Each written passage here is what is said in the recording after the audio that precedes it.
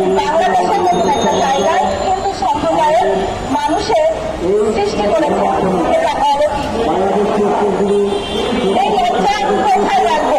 আমার সম্মান আজ হানি হচ্ছে, আমরা জ্ঞান দেবের ভক্তি পাচ্ছি।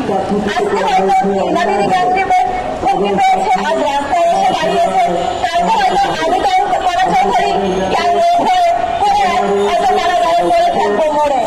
অর্থাৎ আজকে আমরা যে রাস্তায় এসে নারীরা দাঁড়িয়েছি শুধু